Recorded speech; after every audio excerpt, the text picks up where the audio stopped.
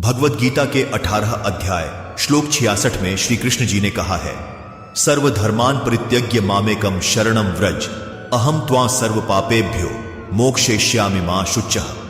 यानी जो कुछ भी तू अकेले ढो रहा है उसे मेरे हवाले कर दे। हर रास्ते हर डर को छोड़कर बस मेरी शरण में आ। मैं ही तुझे हर बोझ और हर गलती से मुक्त करके आगे बढ़ने की ताकत दूंगा। अभिषेक की जिंदगी एक वक्त पर बिल्कुल नॉर्मल थी। नौकरी ठीक, घर ठीक, रिश्ते ठीक। लेकिन एक साल में सब उलट गया। पहले कंपनी ने डाउनसाइजिंग में उसका नाम काट दिया।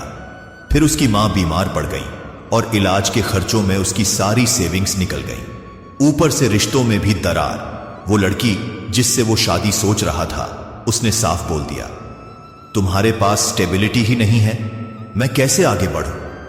ये 3 झटके इतने तेज थे कि अंदर ही अंदर अभिषेक टूटने लगा।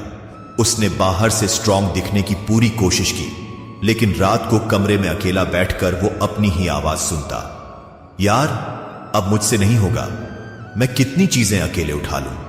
वो कोशिश करता, दोबारा नौकरी के लिए अप्लाई करना, लोन मैनेज करने की प्लानिंग, मां की दवाइयां संभालना, लेकिन हालात थे कि सुधरने का नाम ही नहीं ले रहे थे।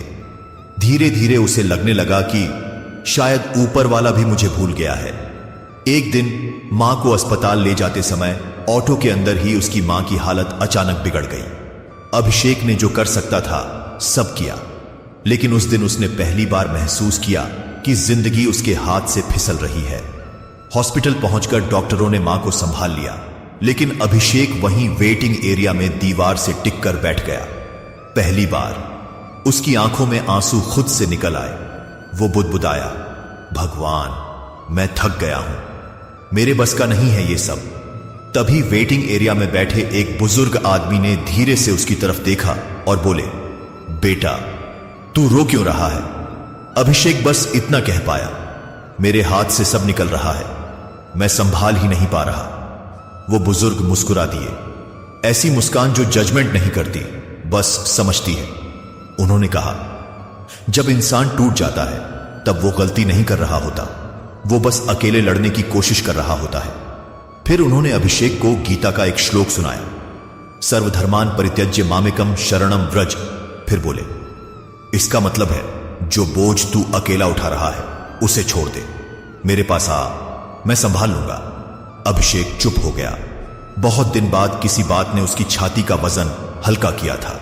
बुजुर्ग ने फिर कहा, तू हार नहीं रहा बेटा, तू सिर्फ अकेले लड़ रहा है, और भगवान साफ कहते हैं अकेले मत लड़, मेरे सहारे चल। उस रात के बाद अभिषेक ने अपनी जिंदगी में पहला बदलाव किया। उसने कंट्रोल छोड़ना शुरू किया। नौकरी मिलेगी या नहीं, उसने डर छोड़ दिया। मां ठीक होंगी या नहीं, उसने भरोसा पकड़ लिया।